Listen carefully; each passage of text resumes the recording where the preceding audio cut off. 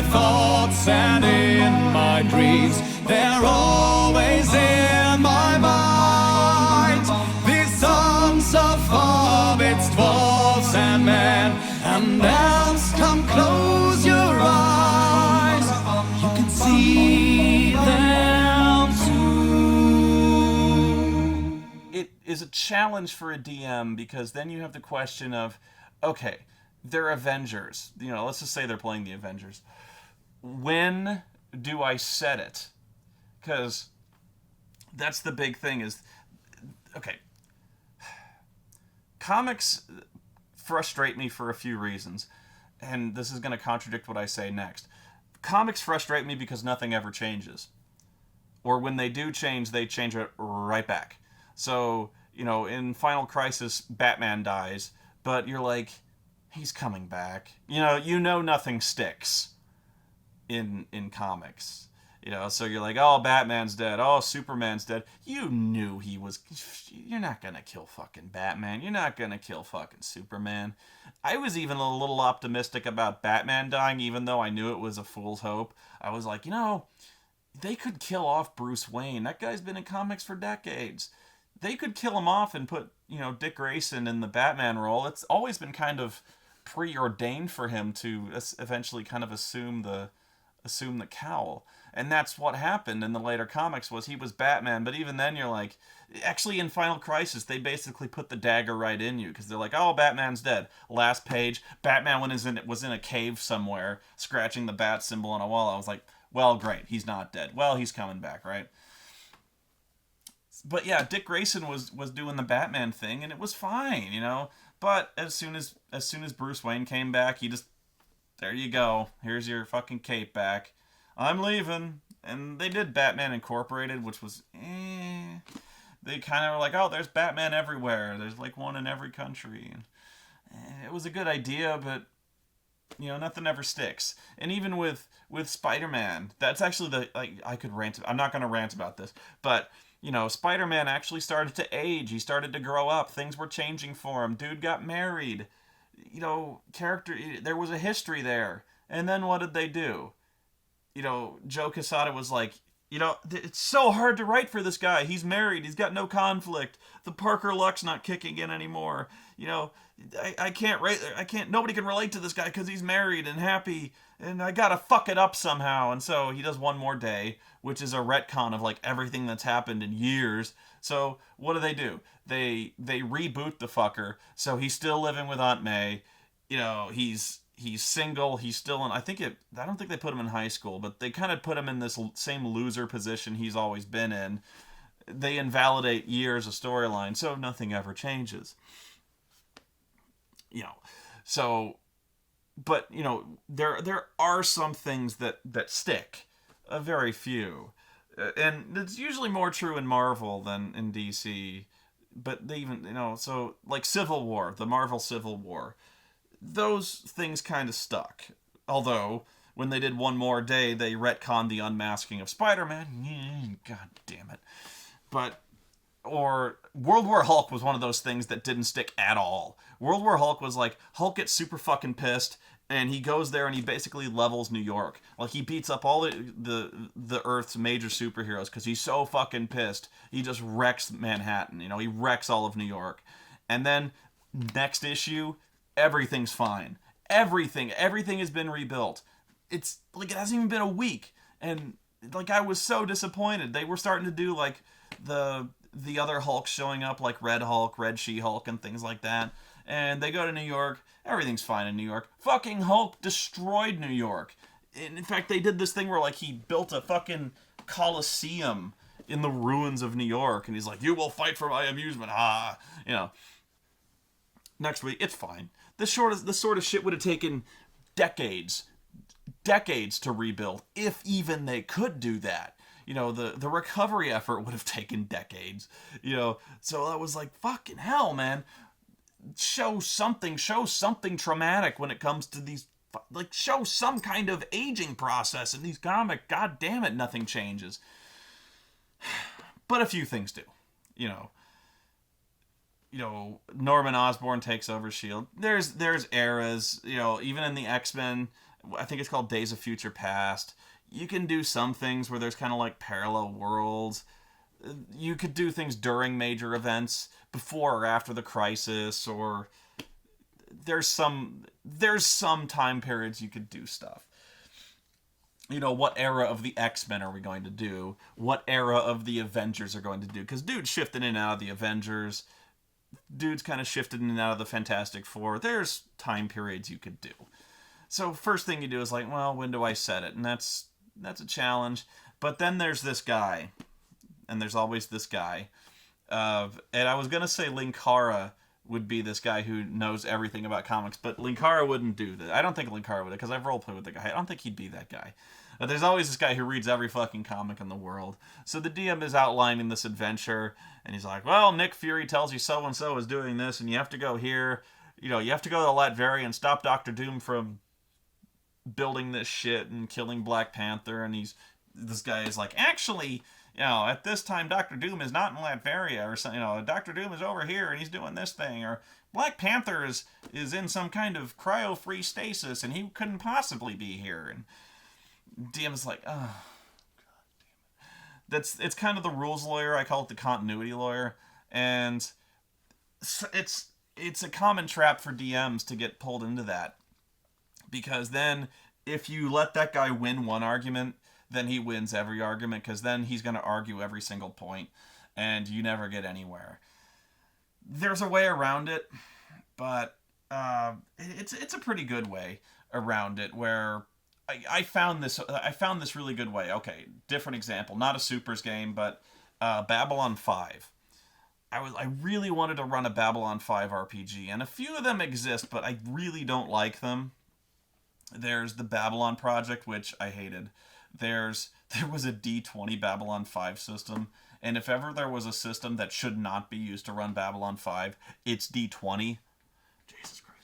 They basically had to rewrite the D20 system to make it at all relatable, and they fail. The fluff material was good, but the system was useless. So then you've got... I ran mine under GURPS, Generic Universal Role-Playing System. GURPS worked fine, because really,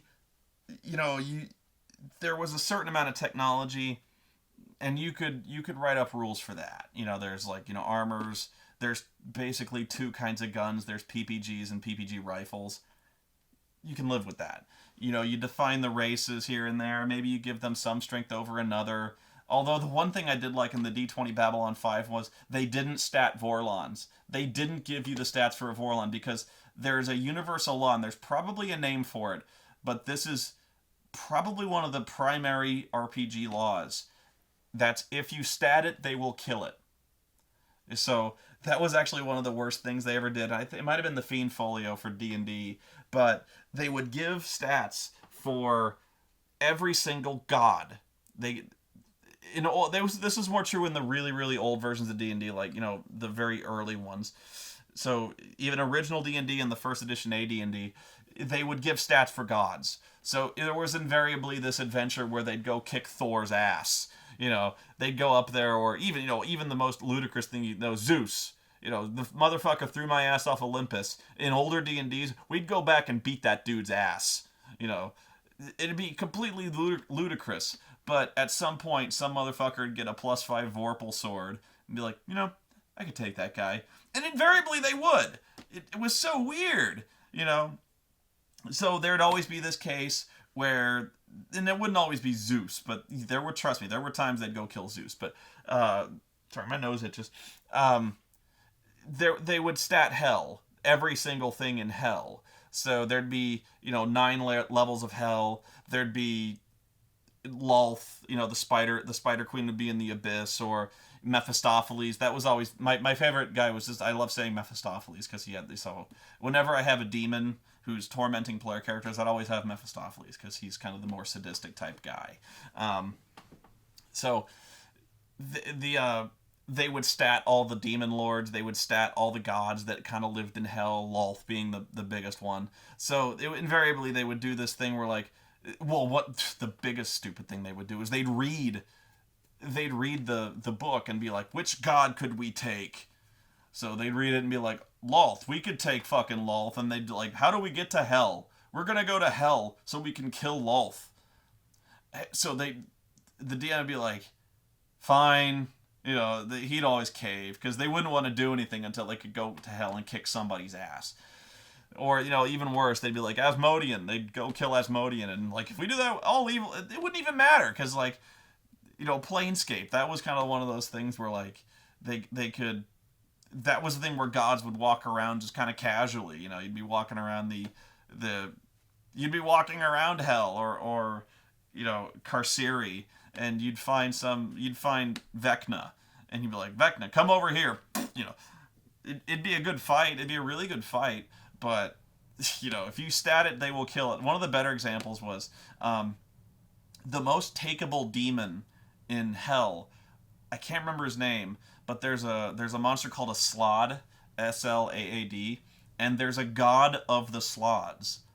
And so I can't remember his name. But he was this really feeble god as far as gods go. You know, he had hit points that was feasible. He didn't hit all that hard. He regenerated, but I don't think he regenerated all that much. But they're like, we could take this, we could kill a god, and we could end him because we'd be taking him on in hell. So they'd go. I actually was in a group that did this. I might have, I can't remember now. I might have DM'd this group where like it was so stupid. I did DM this. Yeah, I did, because this is one of the first RPGs I ever played. I know this because it was an old edition to D&D. So this is where I ran into it, and I actually thought it was a good idea back then because I was like 14 years old. So I was like, yeah, dude, I want to see you guys go up. And I was giving them magic weapons like it was candy. You know, they all had fucking Vorpal swords. They all had, you know, I forget what it's called, like the Rod of Kings or stuff like that. You know, the best swords. I was opening up the Dragonlands books, and they all had, like, one guy had a Dragonlance, and one guy had, you know, what did Riceland have? The eye of something, you know, the thing he has. I'm really embarrassing. I used to read Dragonlance. But, you know, they had all these really, really great items. Oh, it was the staff of Magius. The staff of Magius. So, like, one guy had the fucking staff of Magius. I don't know how you... If you stat Riceland, they'll go kick Riceland's ass, you know. So they'd be like, "Oh, we're gonna take on this god of Slaads," and so I was like, "Okay, you go to hell and you fight through all this shit, and then you see the god before you. He's like, "What are you doing here?" And they're like, "We're gonna kick your ass," and the god's like, "Okay," but this is a really funny story because this isn't superheroes are done. We're not talking about superheroes anymore. So they'd go over there and they'd challenge him. But what they did not read was the fine print. They read his stats, but they didn't read what he could do. And this is one of the more overlooked things when it comes to any demons or devils. Especially, I don't even know if they can do it now. They probably can, but not as much as they could in older editions. In newer editions, they probably have some kind of limit.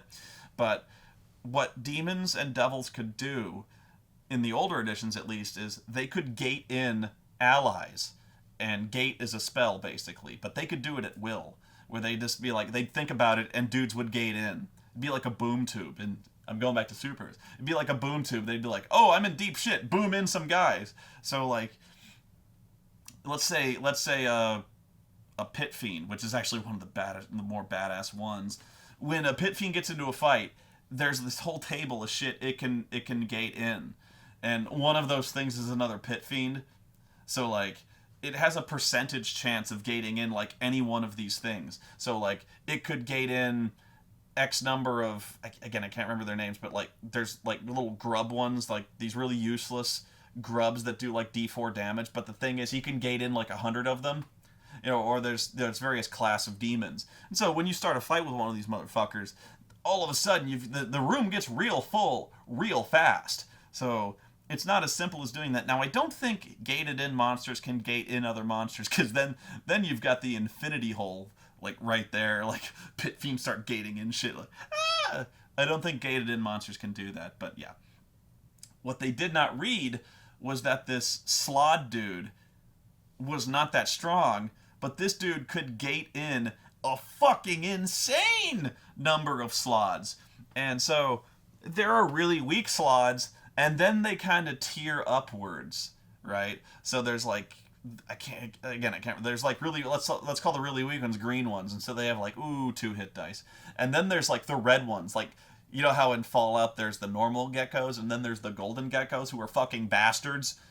Yeah, so like let's say there's silver slots, there's golden slots, and then there's the fucking bastard slots, and so this dude would be like, I gate in 200 bastard slots, and then the fight is like, oh shit, so. That's how like I said, that the Slod guy was not all that badass, but when he gets challenged, there's a mob scene going on. So all of a sudden, these guys are like, "We can take." Oh fuck! Then they get, that's like a mosh pit of fucking Slods. They got torn apart. One of my first TPKs. Now that I think about it, yeah. I wish. I wonder if I have it. Now I'm curious. Fucking Jesse and James are in the way. You know, it fucking take too long, but. Yeah, they'll try, they'll try. So back to Babylon 5. One of the few things I liked about the D20 Babylon 5, and yes, I bought it, even though I was in the store and I see this fucking book and I'm like, D20 Babylon 5, are you fucking kidding me? I got a problem. I got a real problem. So I buy this fucking book and I read it. And so they didn't stat Vorlons. I was so happy. Because I was like, the first thing these fuckers would do when they get to Babylon 5 is to be like, let's kill Kosh. Yeah. You know they'd try. You fucking know they would. They'd be like, we gotta figure out something we can fucking kill Kosh with. What if we got a nuclear... No, that wouldn't do it. What if we got like 2 nuclear bombs? Or like, we'll trick Kosh onto a planet... and then we fucking bombard the planet with mass drivers. He could not fucking possibly survive that. So they'll try. But, in the book, they're like, they stat everything else. They stat even the badass shit. They'll stat any kind of ship. Every single thing they'll stat. But when it comes to Vorlons, they have an entry called Vorlons. And they'll be like, we're not statting this. If you fight a Vorlon, you lose. It's just like, no, it's like, no, seriously, you fucking lose. No, not even if you try that. Or that. Not even that. You lose. Vorlons will win. If you don't know, Vorlons are basically like creatures who have evolved beyond physical forms so that all other life forms are as amoeba. So, like, seriously, these things are basically as Cthulhu is to other humans. And then as soon as I say that, they stat Cthulhu. Where is it? Where's my fucking Cthulhu books? Oh, they used to be here. Where are they? Oh, here they are. Here they are. I can do this. I'm going to show you this. Oh. Wow. This episode is all of a sudden awesome. It started out shit, but you guys are watching. Oh, here we go. Look at this. Look at this. They did a D20 Cthulhu. Look at this shit. I knew this was a bad idea. They announced this. Like, they were, as soon as they did the D20 system, they're like, as soon as they did 3rd edition, they were like, oh yeah, we're going to do D&D, and then we're going to do Call of Cthulhu. And every single person in the world was like, what? Fuck. Oh, God. And I was one of them. So, like, I'm like, oh, fuck. They're gonna fuck this up. Call of Cthulhu is fucking awesome. The system isn't even that good, but fucking Call of Cthulhu is awesome. And I'm like, what the fuck are they thinking with you can't do that. Like, fucking Call of Cthulhu is not even a combat. D20 is primarily a combat game. Okay? There's no arguing that. Like, it was built specifically to make D&D, like, more visual in the sense that it's a tabletop miniatures game. To the point where actually they did a D&D miniatures game. Like, they just threw out all pretense and made it a miniatures game. But no, they're like, Call of Cthulhu, a game about, intellectual scholars. Like, virtually everyone was a scholar in fucking Call of Cthulhu. Combat, here's the thing about Call of Cthulhu. If you're in a combat, you're doing something wrong. And if you're in a combat, you're probably going to die. Even if you're fighting something minor. Like, seriously, look up zombies in Call of Cthulhu, you're gonna die. They're so bad. Or a vampire. And vampires are actually not what you think they are in Call of Cthulhu. They're way different. And there's actually 2 kinds of vampire. I think one is like a vapor. I don't know. But they stat them, and so people will invariably try to kill them. Or they'll try to roll up a character who would plausibly carry a rocket launcher. They'll be like, oh, I don't want to play. I don't want to play an archaeologist. I don't want to play an anthropologist. You know what I want to do? I want to play a soldier who's been. I want to play a soldier who was injured in the war and he got sent home. And so the DM is like, okay. And although he knows what's up, like if you played Call of Cthulhu, like if this is your first game, you may not see this coming. But if this is like not your first rodeo, you're like oh, I know where this is going. Fuck. And he's like, yeah. And on the way out, he kept all his shit. Like he kept his rifle, and then he has some grenades. Oh, and he was a bazooka guy, so he has his bazooka. He stole it. And he's like, these guys will do anything to justify it. They're like, I have a bazooka. It's in my truck. So the DM, either he's not paying attention or he doesn't want to argue. He lets the character sheet slide somehow. But yeah, like they will do anything to like try to take these monsters. So like invariably the guy's like, I fire my bazooka at it. It happens. If you've DM Call of Cthulhu, you know they try. And almost everyone who plays Call of Cthulhu has a story about how they win. I don't. They never won because I never let it get that far. I was like, fuck you guys, you're not winning this. You're not even coming close. So, they did this shit. What did they do it? I even got the version that's signed by the authors just because I couldn't fucking believe it. Who wrote this piece of shit? Monty Cook and John Tynes. Monty Cook! Jesus. Bruce R. Cordell, John Rateliff, John Crow, Kenneth Haidt. Oh, God. Wow. Brian Chainsaw Campbell and John D. Fuck. What did they do to this game? The artwork's pretty good, but my God. Still, what's combat? I cannot believe they turned this into a... there actually was kind of a combat variant to Call of Cthulhu called Delta Green, which I never played it, but I just got it. Delta Green is basically like you play a government military unit tasked with dealing with Cthulhu mythos threats. But even then, it's not the kind of job you'd want, because it's the kind of job like where everyone is expendable. So like it's one of those really, really bad gritty jobs where like as soon as if you're going out on any kind of call, it's like you're the last hope. So it's bad times. They probably did this is what Babylon 5 would do, is they basically limited your hit points to like 4, but you had like vitality points, which is like your inherent luck to avoid shit.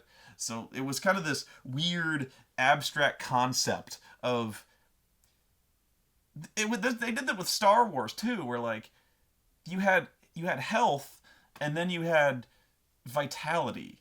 So when you were losing vitality, you were not actually getting hit. It's weird. If you were losing vitality, it wasn't a big deal.